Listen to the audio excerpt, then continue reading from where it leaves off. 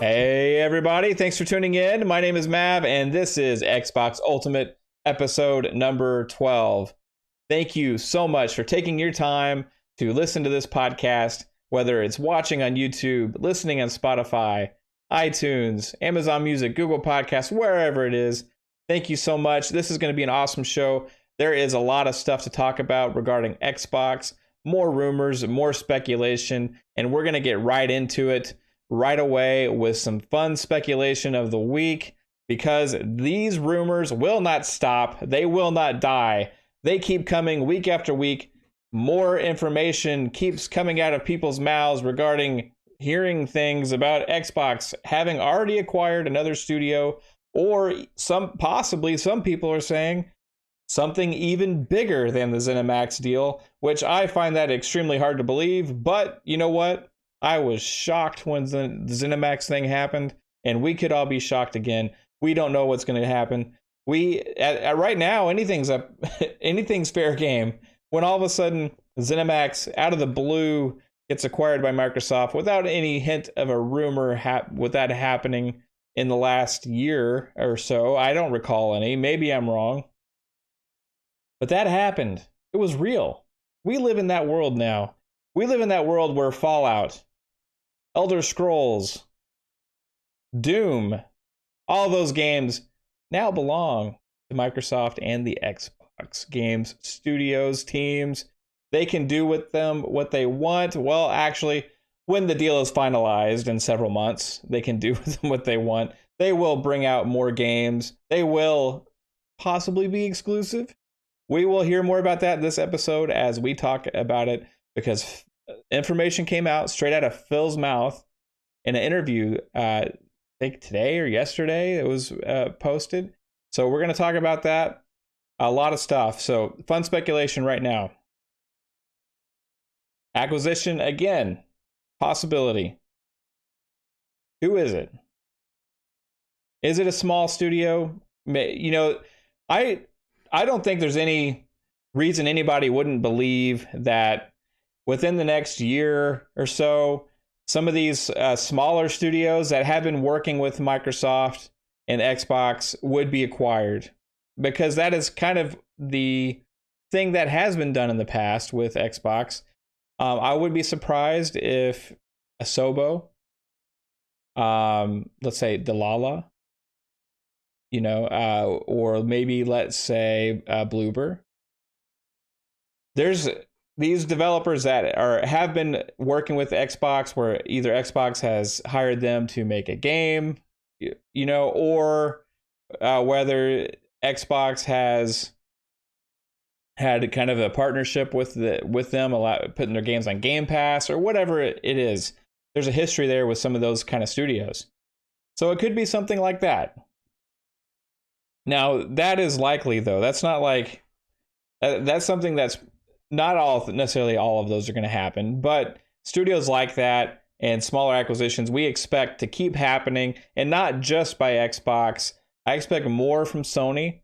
I expect more from Amazon. I expect more from Google, and possibly more from EA, Activision, and some of these other publishers, Take-Two, to keep bolstering and building up, getting stronger, acquiring more, to be able to sustain themselves for the long haul, going into the next decade of making games, where cloud gaming and big companies are are getting in the mix. They're going to be wanting more games on their platforms. So this is going to be something that's going to happen more. And you know what? It's better for us, honestly, if these publishers that are game studios, or game publishers traditionally, or Xbox or Sony end up with these studios, as opposed to Amazon or Google, in my personal opinion, just because I want these games on console, because I prefer playing games on console, and I think that is the best experience for me. So selfishly, I want all these games to come out on console, and I don't want to have to stream games in the future if I don't want to. Eventually, maybe there will be a thing where there's no difference. But until there is no difference, or it even maybe brings a better experience to stream a game, which I don't think that will happen for a long time. I want these games on console, and I think Amazon or Google could potentially make everything exclusive to their platform, which would only be streaming. Maybe download on PC, possibly. I don't know. We'll see. Unless they have storefronts through Xbox and consoles, they don't have plans to bring out a console. So we need Xbox, Sony, and these other publishers to acquire the studios if they are going to be acquired. Okay? So let's get out of the way. It's not necessarily like, hey, Xbox is taking over the video game world by acquiring these studios. They are ensuring the future of being able to bring games to their platform. And that, for console gamers, is a good thing. Now, we're going to get more into that. But who could it be if Microsoft acquires them? Could it be the person, I mean, not the person, the publisher that I keep hearing the most today is Ubisoft. Ubisoft is massive, and that would be bigger than the Zenimax deal, possibly. I mean, there's not a lot that is, but I think this was one that would be. Now, I keep hearing that name not because I'm an insider, not because I have inside information, I talk to anybody, but just because it's swirling around in the Twitterverse. People are mentioning it. People are talking about it because they keep hearing from people that do possibly know something that it's a big publisher. Now, when people start going into the possibilities, of who would be possibly available, for some reason, I don't know why, Ubisoft keeps coming up. Okay? Now, that is not me thinking this is going to happen. That is not me thinking this is a strong possibility in any way. This is just me telling you guys the stuff that I am seeing on Twitter and the stuff that people are talking about. And it's fun to speculate about, because what would happen if Xbox acquired Ubisoft and brought them to the Xbox brand and made their games exclusive, like we're going to talk about again later in this episode. Now, you would be the first thing I think about, selfishly, because I am a huge fan, is Splinter Cell would then become an Xbox brand. We would be guaranteed at that point, we're going to get a new Splinter Cell game come out exclusively on the Xbox. Sam Fisher would be up there with Master Chief as one of the top faces of the Xbox brand. The Splinter Cell franchise and Ubisoft have a huge history with Xbox, where those games used to be exclusive on the Xbox platform, if not timed exclusives on the Xbox platform. And it was kind of like, at the time, you had Metal Gear on the PlayStation and you had Splinter Cell on the Xbox, right? I always personally preferred the Splinter Cell games. I liked Metal Gear as well, but Splinter Cell I just had connected with more, and I really like those games. I love the multiplayer, the Spies versus Mercs. And if you were to have Xbox acquire Ubisoft, that's the first thing I would be screaming about. Heck yeah, that means Sam Fisher is on the Xbox team, and that gets me excited. Now, then they have to go and actually do it and prove it, if that happens. But it's not just them. It's not just Splinter Cell. You're going into all the Clancy games. You got Ghost Recon. You got Rainbow Six. You have several studios. You have Assassin's Creed. You have new games that are coming out, like Immortals Phoenix Rising, Riders Republic that was announced. You have the Prince of Persia. You have Far Cry. Just Dance. The Division. Another Clancy one there. For Honor. I mean, geez, guys, this is crazy. Trials Rising. Or Trials, not just Trials. Trials Rising was the latest one. Trials. Let's see. Steep. I'm going through a list right now. Let's see. The Crew. I mean, and then Ubisoft is also, okay, here's another one, Beyond Good and Evil. Skull and Bones. I don't know if that game's canceled or what, but that Skull and Bones, Rayman. I mean, holy crap. That's just, and so they've also done licensed games. They have like they've done like the board games like Monopoly and Wheel of Fortune and all that stuff. They've done the South Park games. They've done an Avatar game. You remember when they had like James Cameron take up their whole E3 conference talking about stuff and rambling on forever? That was fun. So Rocksmith. Like this is, I mean, this is keeps going and going and going. Like Ubisoft would be, oh, I forgot one, Watchdogs. Duh. And there's a new Watchdogs coming out at launch, which again we're going to talk about some of that. It's just nuts to think about the amount of franchises and games that Ubisoft has made and have the ability to make. And if you were to acquire that, I mean, that would be extremely huge. Do I think it's going to happen? No, I don't. I don't think it's going to happen. I think that's too big. I think that would be too crazy. That would be too much of a that would hurt a lot of fans of other platforms, Now that's not necessarily why you wouldn't do it. I just don't think that Ubisoft maybe would be looking for that. Maybe they are, maybe I'm wrong. I don't know. And if they're not looking for it, then I really wouldn't want it to happen, right? But I'd rather Xbox get them than Amazon or Google.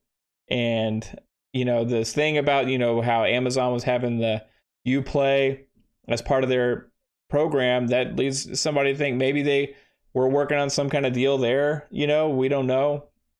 So, it's interesting to think about. Now, if it wasn't, let's go smaller, okay? Because that's like pipe dream, like holy crap, that would set the internet on fire. That would be bigger than the Zenimax deal as far as what that would mean in the gaming landscape. Now, who would be smaller? You go to those studios I mentioned. You could say Bungie. Right now, the president of Bungie has already said no, nope. He keeps saying it. Nope, not gonna happen. Nope. That's what he keeps responding with to these articles that kind of mention it. So that doesn't mean that Bungie isn't going somewhere, but it leads you to think it's probably not Xbox. If he keeps denying that, people have looked at other publishers. I'm not saying these are smaller than Ubisoft, but maybe Capcom, Sega, I don't know what the deal is with Bandai Namco, but either of those three would bolster again the Japanese lineup of games on Game Pass to get more Japanese subscribers to Game Pass. So that would be big. It's just really interesting to think about the possibilities there. You have other massive ones. You have like EA. Xbox is working with EA, having EA Play join Game Pass Ultimate, and maybe that's the precursor to something. Maybe that's a way to start get it in the mix because something is in the works. We don't know. We don't know what's going to happen, but we do know that there will be more acquisitions at some point. Even Satya Nadella has said, they're going to be looking for more studios. Phil Spencer has not denied the fact that they are probably going to be getting more studios. So we'll see. Ubisoft would be freaking absolutely crazy bananas. Just thinking about what people would be saying if that news broke. Yeah, and if they did something like that you best believe they're saving that announcement for the day before launch of the Xbox Series X console and the Series S, because people would be panicking. Oh no, I need to get the Xbox, not the other thing, right? So it's going to be if that happens, like I said, this is just fun speculation. It's not likely I don't even know if another publisher is likely. Like I said, I think, you know, these other studios, these smaller teams are likely. And I also think it's likely that Xbox could work on deals with more publishers like they did with EA to bring a library of games to Game Pass. I think that is going to happen. I think we are going to get more games brought to Game Pass day one when they launch through marketing deals and deals made with Xbox. That makes sense. It makes a lot of sense. And, you know, if any of these publishers are looking to sell, looking to get another ownership group or whatever, I don't know how this stuff works. If they're looking to sell, I hope it's Xbox or Sony or EA or, you know, Activision or Take-Two, so some mega publisher that's going to release their games on console, as opposed to Amazon and Google. So that's enough of that. Ubisoft, wow.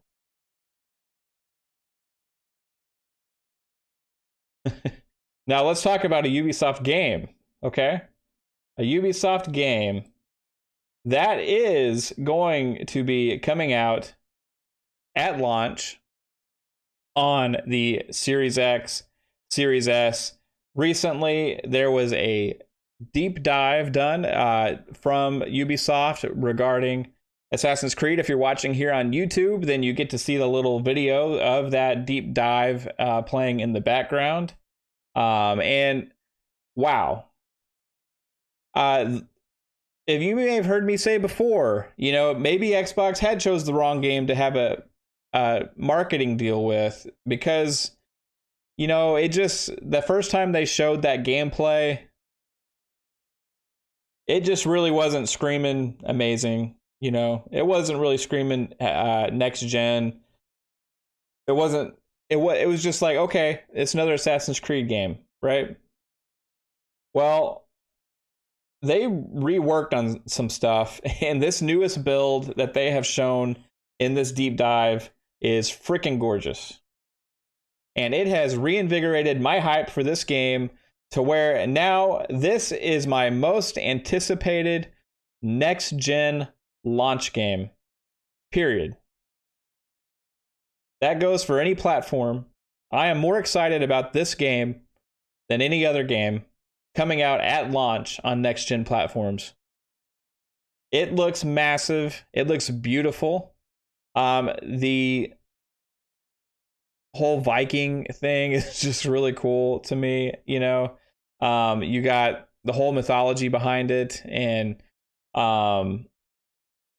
just the detail that they keep showing, the lighting. Now, if you're watching this video, just pay attention to the lighting, the way it looks going through the trees and the water and on reflecting on the faces and just the shadows. Now, we don't know where this gameplay was captured from. Now, I'm guessing it's a super high-end PC, okay? Now, it's not going to be that much different on Series X, even if that's the case. People have thought that, you know, it could be the Series X because it does show face buttons on some of the parts where they showed like gameplay actually running in the buttons in the bottom. Yeah, it did enough for me to make it my wallpaper on my desktop. I'll say that. You know, my background on my desktop is now Assassin's Creed Valhalla. I am pumped for this game. I have not been that excited for an Assassin's Creed game since, honestly, I want to say Black Flag. Assassin's Creed Black Flag, I was crazy excited for. I enjoyed the heck out of that game. And I enjoyed the other games and I played them. I really liked Origins a lot. You know, to me, it doesn't feel like Assassin's Creed. It feels more like a spin-off franchise, you know. It's not a traditional Assassin's Creed game. And this is probably going to be more of the same. But from what I was gathering with this, it looks like it's more of a cross between kind of going back to some of the elements from the original Assassin's Creed games, but also with the exploration and everything of the newer ones. Odyssey, I still have not finished for some reason. I started it again, and then I didn't finish it, and then I decided, hey, I'm going to play it on the Series X because I think I'll enjoy it more. Now I'm going to have to play this first and then go play Odyssey. So, but I definitely playing Valhalla first because look at this game. It is just beautiful. Character models are just freaking insane. So this is a step up for sure. Generational leap. It looks like they may have nailed it. Hopefully it runs well. I think they said it was going to be available at 4K 60 on the Series X, and that's awesome. So good job, Ubisoft, on this one. I'm looking forward to it at launch for sure. Assassin's Creed Valhalla. You know, and if they were to say, hey, Game Pass day one, Assassin's Creed Valhalla, yeah, that would also light the internet on fire. I don't think it's going to happen, but hey, if they announce that the day before launch, wow, that would be nuts, right? So you'd probably have a lot of actually canceled Assassin's Creed pre-orders. So you know, maybe it wouldn't be the best time, you know, for Ubisoft and retailers, you know, to announce something like that the day before the game's supposed to come out. Say it's going to be on Game Pass day one, yeah. So that maybe it's not very likely, but yeah, it's interesting. So regarding, you know, Xbox bringing games to Game Pass, you know, Xbox exclusivity. What did we hear from Phil Spencer in an interview with Kotaku?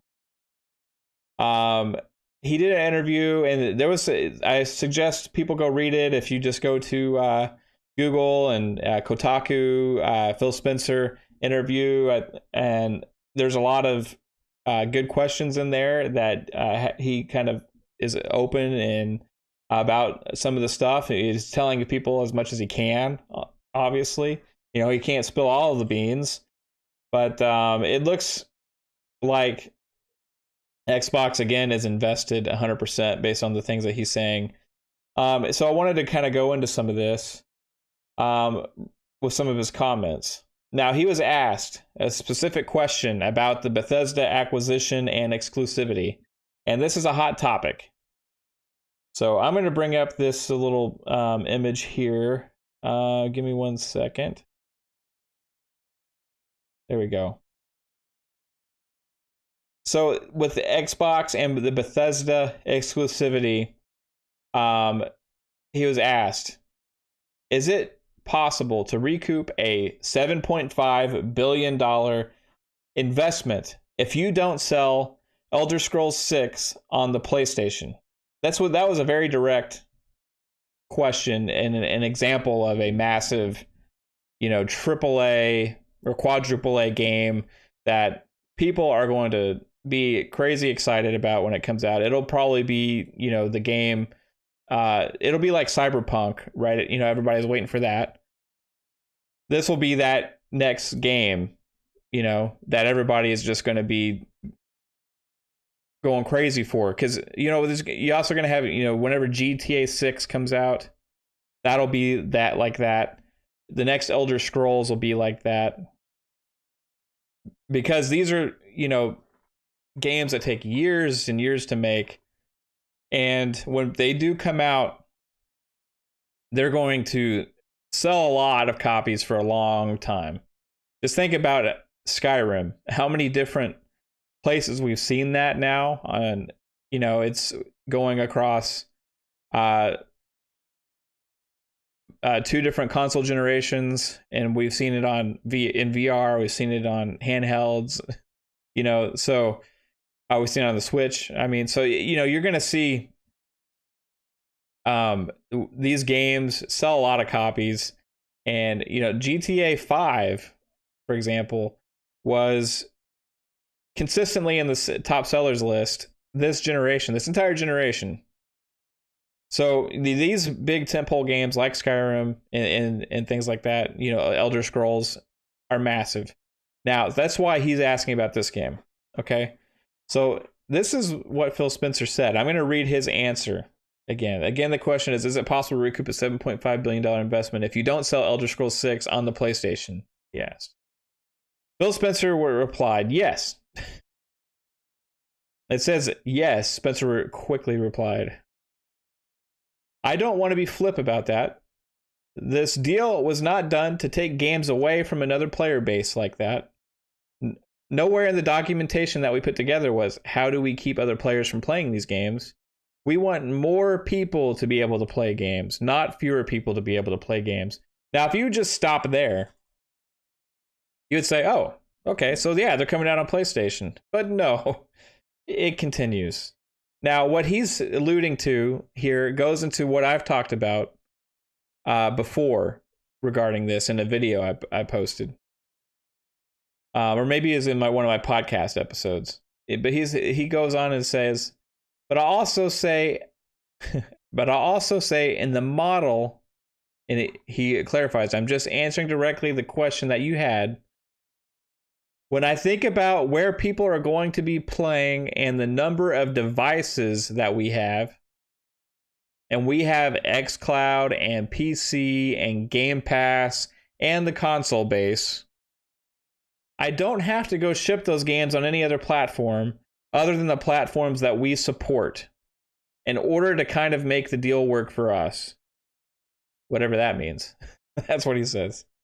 So again, he can't answer these questions directly for a couple reasons right now. Number one, the deal is not 100% finalized yet. It's going to be several months before it is 100% official. All the paperwork is done, and they can dictate exactly what is happening over there.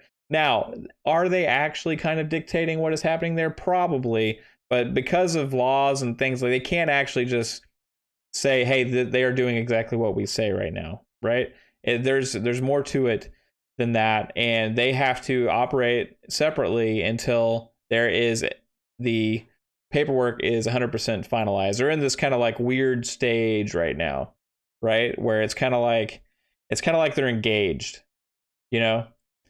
Microsoft has proposed, Bethesda has accepted. They are going to walk down the aisle at a certain point. It is going to happen. It's not a thing where anything's going to back out or anything like that. It is going to happen, but they haven't gotten married yet, right? So the union will happen. The union will happen. As of right now, they cannot dictate, or they cannot talk about certain things, okay? So if you go into what he is saying, and this has been the hot topic today, a lot of conversation regarding this. It's been interesting reading a lot of comments. There's been a lot of people that are upset, calling it anti-consumer. There's been a lot of people that are happy. For me, I just care that these games are going to be on console. I want them on my Xbox. I want to play them on a console. I want PC players to be able to play them without having to stream them also. I think this is a good thing. Okay? We're going to get an amazing experience from these games on console. But if you dig into what he says that they don't need to bring these games to PlayStation to make the $7.5 billion investment worth it. Now, why would that be? Because the thing I keep hearing from people, some people, not most, some people, is they have to sell those games on the other console to be able to make the money they spent. Microsoft and Xbox are not just in the console business anymore with the Xbox. The Xbox is just one device you can play their platform. xCloud, Game Pass Ultimate is the platform. Game Pass. You have multiple devices that can currently play these games with Game Pass. You can play games with Game Pass on your phone. You're going to be able to do it on Samsung TVs. You got Google Chrome. They're bringing it to iOS. via the web, via a browser, you are going to be now you can't just think about today. A lot of people get stuck in the thought of today. But these deals are made not just for today. They're made for a plan of the future. Now, what is it going to look like in the future, 5-10 years from now? Where all will you be able to access Game Pass Ultimate? A lot of places. A lot of places. And these games are also going to be hitting PC. Now, also, in that future I'm talking about, cloud gaming will be better than it is today. They have already proven that it can be a solid platform. To me, right now, it is not the primary platform. The primary platform would be console and PC. But as cloud gaming keeps getting better, there will be more people willing to play these games via the cloud and willing to pay a subscription price to access these games on their TV through a built-in app that they won't even need another box for to access. You'll just be able to grab your Xbox controller, turn it on, hit the app, and play the games. And it'll cost you $14.99 a month or however much it is then. I'm sure it'll be more by then. Now, how many more people, not less, how many more people will have access to these games because they will be on the Xbox platform in Game Pass rather than being a traditional multi-platform console game? Not just millions, billions of people will have access to these games that never had access before. That doesn't mean they're going to sell billions of subscriptions. I'm not saying that. I'm talking about people having access to, having the ability to get to play them if they want to. Deals like this are going to grow the Game Pass Ultimate subscription service more than anything else, because people want access to these games, and it's going to save them money. It's going to save all of us money. That look at the screen. If you're on YouTube, if you're planning on playing Dishonored or Wolfenstein or Elder Scrolls or Fallout or Doom and Starfield, The Evil Within, Prey, let's even talk about more possible games coming in the future. I'm going to bring up another image here. This should be interesting. Starfield. Xbox exclusive. How many more people are going to be able to get access to that game on xCloud via all these set-top box devices, or just straight through the TV platforms, or straight on their iPad or their Android tablet or their iPhone or whatever it is? It's not just millions, it's billions of people would have access. Now, there's only so many gamers out there that would play games like this, and that's the market they're going after. But if you don't own an Xbox and you are a PlayStation guy, right, that's fine. But if you are dying to play one of these games, and let's say you don't own a gaming PC and you really want to experience this game, you just like keep hearing about this game and it's amazing, would you not at least try, xCloud? Would you not at least try it? I know I would. Let's say that, the only place to play the PlayStation exclusives that are massive was a streaming service, and I only owned an Xbox, which I don't. I also own a PlayStation, and I have a PS5 pre-ordered as well. I would try the cloud service just to play those games, to experience what they're all about, because I keep hearing about how good they are. And this is what Xbox wants. And it's going to happen. It's not less people are going to have access to these games. It's more. more people are going to be able to access these games. That's why they don't need to bring them to PlayStation, because the more exclusive they are to the Xbox platform, they are going to sell more subscriptions. And if you look at the game on the screen, Deathloop, which was going to be a PlayStation exclusive, guess what? That's probably eventually coming to Game Pass, because I think it was a timed exclusive. We also have Ghostwire Tokyo. That is a PlayStation exclusive, going to be for a time, but that game will eventually be on Game Pass as well. And if there's any sequels to those games, guess what? Those will probably be exclusive to Xbox. So the point is here is Phil is saying exactly what we talked about before on the podcast, what a lot of people have been saying. Yes, they are going to be exclusive to the Xbox, but that does not mean you're not going to have access to these games. You will be able to have access to these games if you want to play them. Now, if you want the best experience, you need to play on Series X, or you need to play on PC, or whatever version of the Xbox is out at the time, which we're going to be talking about that as well, because of some other interesting comments he made. So think about it, guys. It's really interesting that this has been such a debated topic. Now, I'll admit, if you go and watch, I was a guest on Green Pass Gaming, and right after the news broke, I mean, we were all shocked, and they had me on, and I was like, I don't know if I think Xbox is going to keep a multi-platform, because they're going to be afraid of like pissing people off, But then, I mean, as like I had took like a day or two, and I really thought about it. Then I've came to this conclusion, and I still stand by that right now. And you know what? I talked about it right after that on that week's podcast. I don't remember what episode it was, but it's an episode that talks about the Bethesda acquisition. But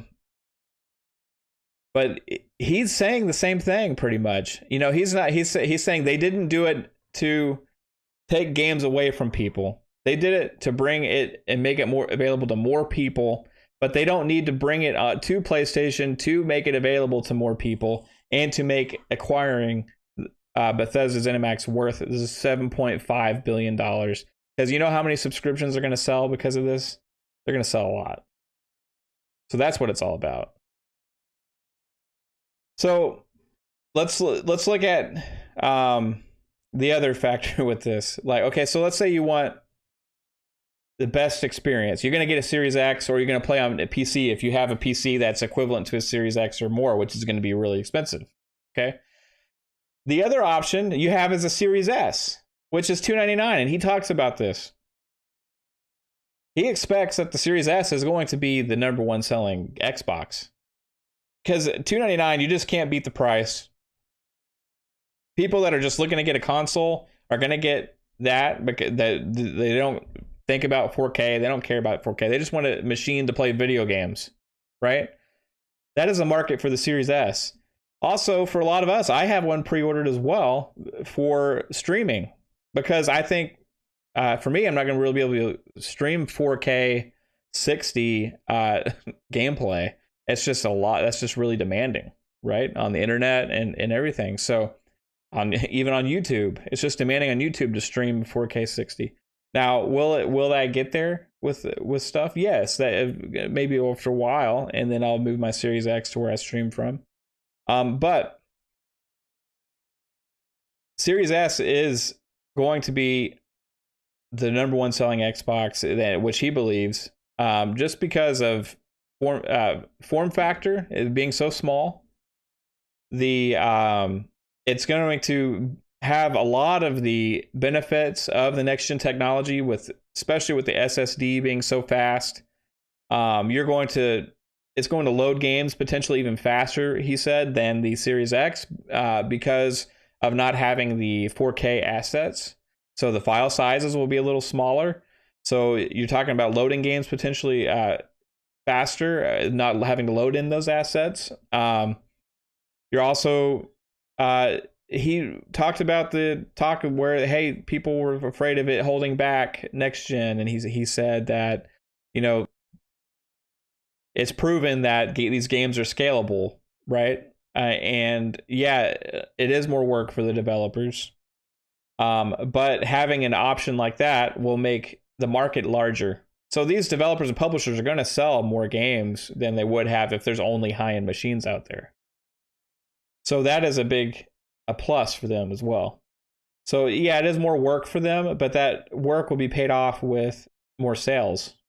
So you have to think about that, and I think that it is a smart move to get into a lot more places. And if let's say you're a diehard PlayStation fan and you really want to play those games on console, these exclusive Xbox games, and you don't want to shell out another $500, if you just care about playing the game, you don't care about the playing it in 4K, then you know what, you're going to get a Series S at $299, and that's going to be a great deal, So I'm excited about that, about what the Series S is going to mean for the business. It seems like he thinks he's expecting big things from that machine. It's going to be kind of like a one that you're going to see in more houses than the Series X, surprisingly. I have 2 Series X's pre-ordered right now. We're going to put one upstairs, one downstairs, and we're going to have a heck of a time playing on those consoles. And this audience here, if you're listening to this, you're probably in more of that hardcore crowd, right? You want the best experience gaming, and for you, that's going to be on Series X. So we also have this launch lineup that is floating around. I'm going to bring that up right now. Want to talk about some of these. We have the list of the Xbox Series X and Series S optimized titles available at launch. So if you are watching on YouTube, you can see this list on the screen. If not, that's fine. I'm going to cover most of these games. Some of them I'm not going to waste my time on. However, there's some pretty good games on here. Now you got to think about, when you look at this list, it's not just this. It's also all of the games that you already own, and the backwards compatibility games. All the Xbox One games are going to be playing better. But if you see at the top of the list right there is Assassin's Creed Valhalla, and we just saw the deep dive footage of that. Heck yeah, sign me up. I'm there for that. Borderlands 3, also, we found out we were getting a free next-gen upgrade for Borderlands 3. They're not reselling us the game again.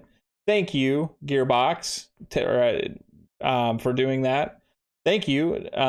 We are going to enjoy the heck out of that game. And smart delivery, getting the next-gen experience at no additional cost. So that's awesome. And at launch. That's cool. That's good news, guys. Bright Memory 1.0. I think so. Bright Memory Infinite was the game that was announced. So I think 1.0 may just be like, I'm not sure what that means. We got to look at more information on that. I don't want to say if that's different than Infinite or not. I don't really understand it. So it says Bright Memory at 1.0. If you remember that was a game they showed off at the gameplay reveal, next gen gameplay reveal, that was very controversial, where there wasn't actually a lot of gameplay shown. And then we also have Cuisine Royale. Yeah, for the people that like that game, cool, good for you. Dead by Daylight. This is one that is getting a enhancement for, I'm not sure if it's for free or what, but it says Game Pass also, so that's awesome. It's on Game Pass, right? Devil May Cry 5 Special Edition. That's an enhanced version of Devil May Cry 5. We are not getting that smart delivery. They are reselling the game to us. Boo on them. But it is available at launch on the Series X, Series S.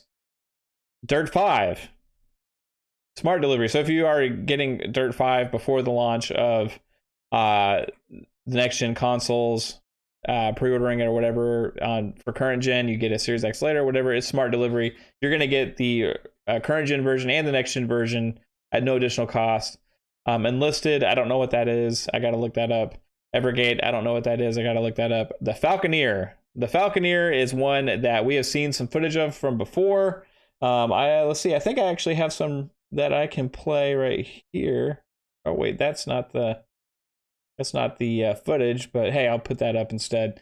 Yeah, with the Falconeer, no, we have performance stats from that we talked about on the episode before, where it 4K 60 native Series X, performance mode 1800p, 120 frames per second on that game, loads in 13 seconds. On the Series S, native 1800p, 60 frames per second. Performance mode is 1080p, 120 frames per second. To hit that is pretty impressive. Load time, again, 13 seconds. Now, we went over this in the podcast last time. So the Falconeer, also, it looks pretty. It looks like it's going to be fun. I am actually looking forward to this game. It is not on Game Pass or anything like that. But that's okay. You know what? Not every game can be, right? Then we'd be too spoiled. But I am looking forward to playing this game at some point. Falconeer looks great, and it is available at launch. Now, going back to the list, we got, you know what? I didn't even realize this. So this is a surprise coming up for me. We got Fortnite. So that is a optimized, they're coming out with the optimized version. It's free to play game, obviously. So Fortnite, I did not know the optimized version was going to be available day one, but I guess it is. And next up, Forza Horizon 4. I did not know the optimized version was going to be available day one. So I'm going through this list kind of. I saw some of the titles, but I didn't really read. Forza Horizon 4. Wow, day one, optimized version. Gears 5 optimized version. Now they are making some improvements to these games that look pretty impressive with the way they run. So I am definitely excited. I held off finishing Gears 5 when I found out about the Series X enhancement, so I am really looking forward to finishing that game. And guess what? Because of cross-gen saves, I don't have to start over. That's awesome, right? Then we got Gears Tactics. It's only been on PC. This is the console launch of this game. It is a console next-gen launch game. Gears Tactics, to me, I don't know why they have not been touting this and showing it more. It is a big franchise. The game scored really well on PC. A lot of people love it. It's getting smart delivery. So if you already own the PC version, guess what? You already own this version as well. And also, it's going to be on Game Pass, just like Gears 5 and just like Forza Horizon 4. Awesome. Grounded is also getting enhancements for the next gen. It's gonna be on Game Pass. King Oddball, I don't know what that is. I gotta look that up. Maneater, I heard of that. I should know what that is. I've seen it, I think, but I can't remember off the top of my head. Manifold Garden, I don't know. NBA 2K21. Yes, next gen launch game. Now this is gonna be a showpiece game. Because, if you really look at the graphics that they showed on that last trailer that they had for this, wow. Yeah, it looked pretty fancy. So this may be one of those games that actually kind of people play and they'll go, okay, I see the difference. I see the difference between current gen and next gen with that game, because I think it's going to make a splash. Weirdly enough, I don't see Madden on this list. I would have thought Madden would have been available with the next gen optimized version day one, but I don't see it here. So maybe it's not at launch. That's surprising to me, but we'll find out. Observer, System Redux, Ori and the Will of the Wisp also getting enhancement. I think they have 120 frames per second mode on that game they announced, I believe, at the big Xbox event. Planet Coaster, Sea of Thieves, Tetris Effect Connected. The Tourist, War Thunder, Warhammer, Chaos Bane, Slayer Edition, Watchdogs Legion. Big game. Not a lot of people are talking about Watchdogs Legion. And you know what? Ubisoft coming out with 2 massive open world games, next gen launch titles, they kind of saved next gen launches for Xbox fans and gamers in general, because there's honestly not a lot on the other platform as well. I would say that they have more first party stuff on PlayStation, but not a whole lot, right? Ubisoft coming out with these two massive next gen launch games that are, yes, they are cross gen, right? They are available on both generations, but it does look like they are going to be scaled up, or if you want to think of it this way, scaled down to the old generation quite considerably. Watch Dogs Legion looks impressive. I know a lot of people are excited about that game. For some reason, I don't keep hearing about it that much. Maybe it's getting overshadowed with the console launches by Assassin's Creed, but it looks fun. Yakuza Like a Dragon game had a little bit of controversy this week because the Series S version is running at 60 frames per second, but at 900p at 60 frames per second. So that was interesting. I don't know if that's 100% fact yet, or if that's just what somebody said when they kind of saw some gameplay or something and they did it themselves. Maybe, the game's not out yet, so we'll see. I don't know 100%. Series X version was running at, I think it was 4K 30. I can't remember 100% on that. Maybe it was 4K 60. I don't remember. We got to look back, but that game had a little bit of controversy this week with not being optimized properly, for the engine being optimized properly for the next gen consoles. So that'll be interesting. I think the PlayStation version of this was even delayed. Regardless, I'm excited about that game because it has turn-based fighting mechanics, and you know what, it looks really fun, even if it's not the best optimized game. It is a multi-platform game, so we'll see. Then whatever, yes, your grace. So whatever that is. So that was the last game. I wasn't just randomly saying yes, your grace. Yeah, that's the name of the last game that's on the list, if you're just listening. So yeah, a lot of this is like kind of smaller games, right? You got some big ones in here. I guess highlights would be a lot of these optimized cross-gen games, or optimized games that are getting free upgrades, like 2K21.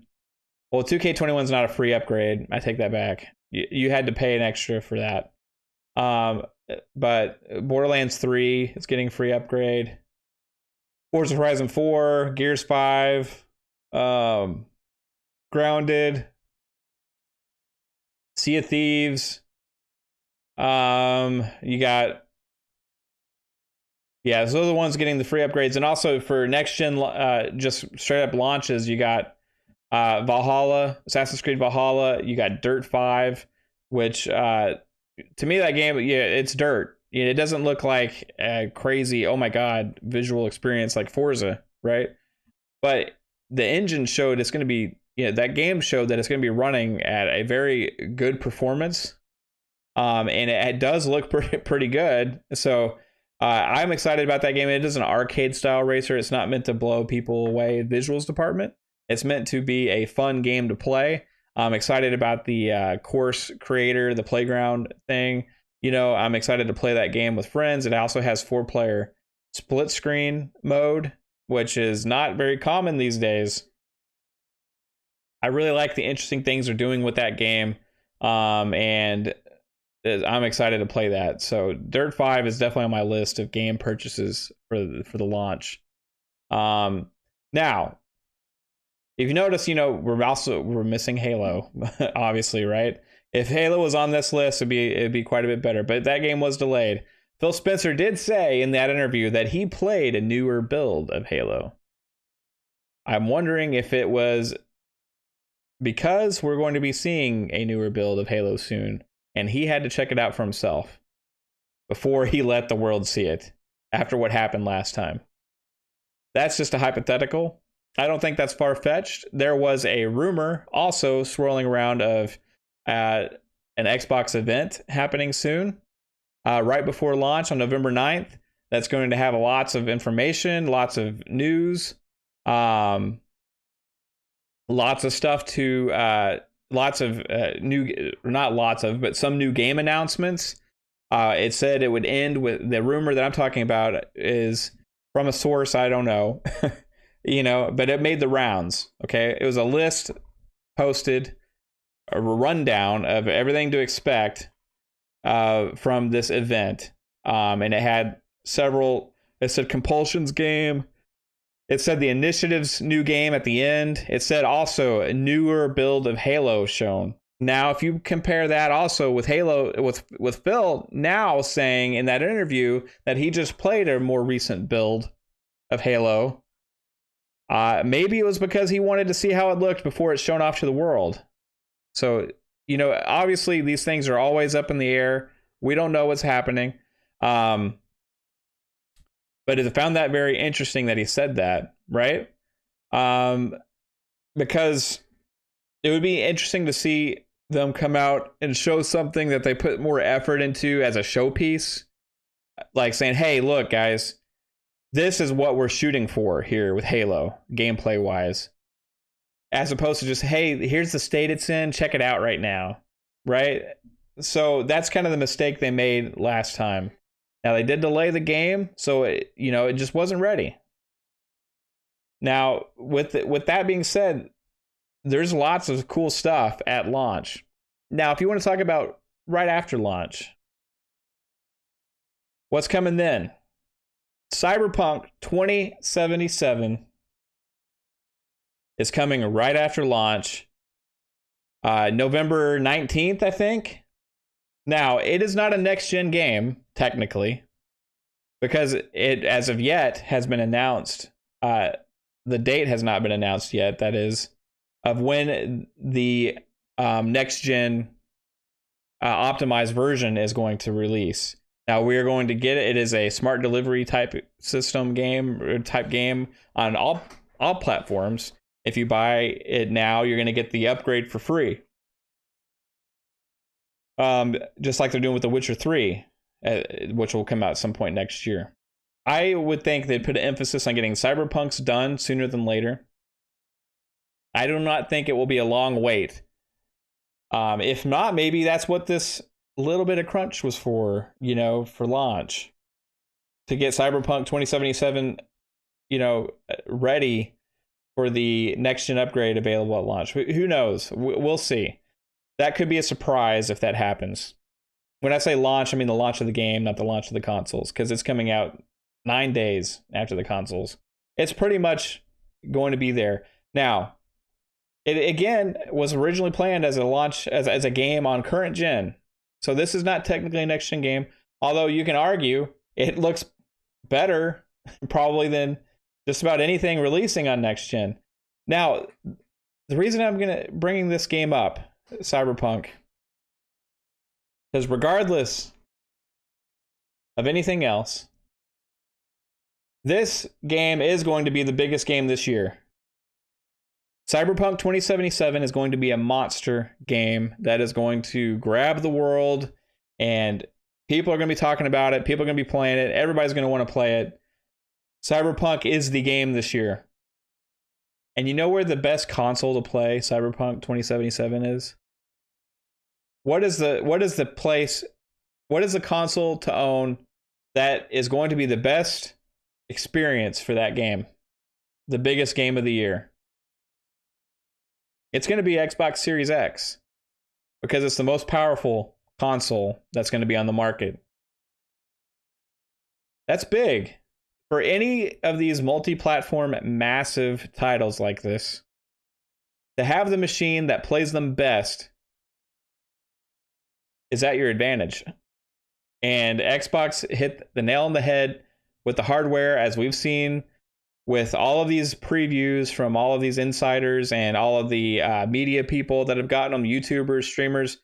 Everybody keeps saying this. Xbox nailed the hardware. They can't come out with a review yet, but I anticipate when these reviews come out of the hardware for them to be extremely positive, because the previews have been overwhelmingly positive. The only negatives out there have been fake stuff brought up by fanboys trying to create drama that does not exist to try and grasp for something to battle against the fact that Xbox has the most powerful hardware. That Cyberpunk 2077 is going to play best on the Series X. Now, I may sound like a commercial again. I may sound like a fanboy. I love PlayStation. I love Xbox. I love games. But a fact is just what it is. The Xbox Series X is the most powerful next-gen console. Cyberpunk 2077 will perform the best on Xbox Series X. That is a massive thing. That is a big thing. That is something to be excited about if you're an Xbox fan. That is something to say, hey, look, here's our version of the game. You know, I'm glad I invested in this hardware. So we're going to see for sure 100% when Digital Foundry does their breakdowns and all that kind of stuff, right? We're going to see Digital Foundry do the analysis probably of this game between both versions and see how it's running. I'm excited to see that because we haven't seen that yet from the other console. We haven't seen any hands-on. We haven't seen any analysis. And all from Xbox, all we've seen is these multi-platform games. So before launch, we're hopefully going to see some of that from PlayStation. And before launch, we're going to see some of these, maybe with this rumored event from Xbox. Maybe we'll see some next-gen gameplay from maybe the Initiative's game, maybe Compulsion's game. Maybe we'll see a new build of Halo Infinite that's going to blow people's socks off. The only thing that threw me off from that rumor, and maybe this would throw you guys off too, was the rumor stated part of it. Now, if this happens, I know this guy's legit. Okay, if this game is a part of whatever Xbox has planned before launch, then whoever this leaker is 100% for real, and he deserves to be the number one leaker out there on the internet because he said Miss Universe, the game by EA, will be shown during this Xbox event. Now, supposedly there was a game like this in the works. I supposedly, right? So I don't know, but if Xbox rolls out Miss Universe, the game by EA, at an Xbox showcase the day before launch of the next gen console, then this guy, you know, he's legit, right? And he said that the Series X is going to have that showcase before launch, and we're going to get all this other stuff. Everything else on that list looked like, okay, yeah, I could see that. But then you just see that Miss Universe pageant game? What? Okay. Well, you know, did he just make that up? Now, he's being really creative there if he just made that up, right? So I don't know. It'll be interesting to see. But it's exciting to think about. You know, we've talked about it on the podcast before. Before launch, them doing something big. Maybe part of it would be announcing the other acquisition or another small studio, or maybe that whatever that bigger thing is, right? We all know who, you know, how big of a splash the Zenimax thing made. Now, if they do another bigger thing right before the launch of the Series X, and it's another major publisher like that, yeah, those Xboxes are gonna just fly off the shelves.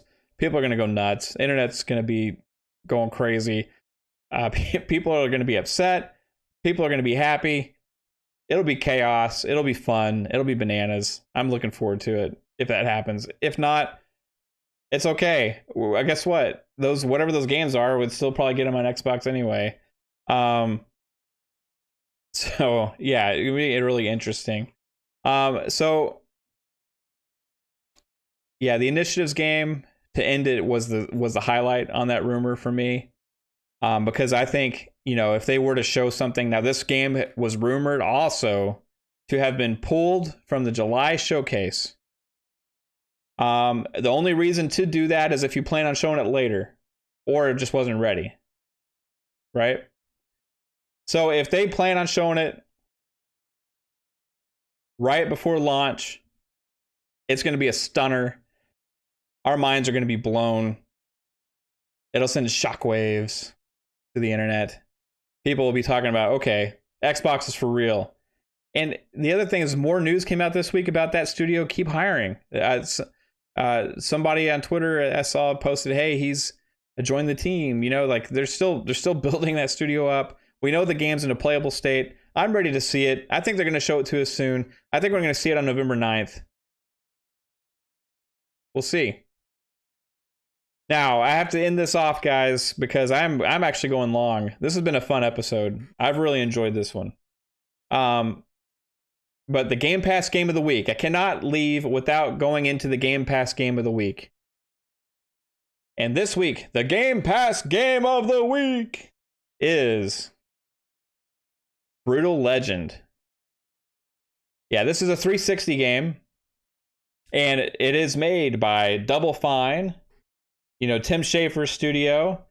Now, that studio is super creative, and they span all different kinds of genres, which also was revealed one of their, like, action, not action, their adventure. They had, like, 3 different adventure games. I can't remember which ones off the top of my head are being put together in a Game Pass, as a collection.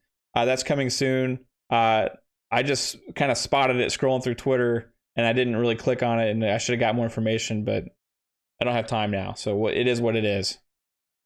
Check that out, though. So Double Fine, they made this game. It is starring Jack Black, who is also doing music in the Psychonauts game, which is awesome. He's sang in one of the Psychonauts games, in the new Psychonauts game that's coming out. So Jack Black stars in this. It also has other like people in it that I can't remember who all it was doing music in that game. The music in that game is awesome. It is kind of like a mix of genres. It's kind of like a tactical, like almost like tower defense / fighting hordes / adventure game. Like, you have to play it. It's really entertaining game. It tells a fun story. I really recommend it. I should have brought up some video for that for you guys. I honestly forgot before I started recording. But check that game out. Brutal Legend is going to be awesome on Game Pass. If you haven't played it, it is well deserving of your time as something different. It's refreshing, right? And that, to me, that's what Double Fine makes. Double Fine makes these games that are kind of like, hey, I've never experienced this before. This is different. This is a different game. It's like a cross of genres. It is fun. It's got good music, which most of their games have good music. Voice acting is good. It's got just a fun story to it. Brutal Legend is definitely worth checking out. If you like rock music, definitely you have to play it. 100%. So that's it for this episode, guys. Again, I appreciate every second you guys listen to this or watch on YouTube. Please like, share, and subscribe if you are on YouTube. I appreciate the support. If you're on Spotify or iTunes, Amazon Music, hey, leave me a review. Let me know what you think. Share it out to your friends, family, whoever. I appreciate it. I'm going to keep doing this, going to keep it growing. It has grown every episode for several weeks now. Now, we've been doing this a few months, episode 12. And like I said from episode 1, I'm going to keep it going, not going to stop, because I love doing it. It's fun. I just love talking about video games, especially Xbox. And let me know what you think about when I change things up like I do, like I doing things a little bit different each week. Let me know what you think about it. My email is funspeculation@gmail.com. Twitter is at Fun Speculation. Also, you can DM me there. YouTube, leave a comment. Hit me up, guys. I appreciate it. Thanks again. See you next week. Peace out.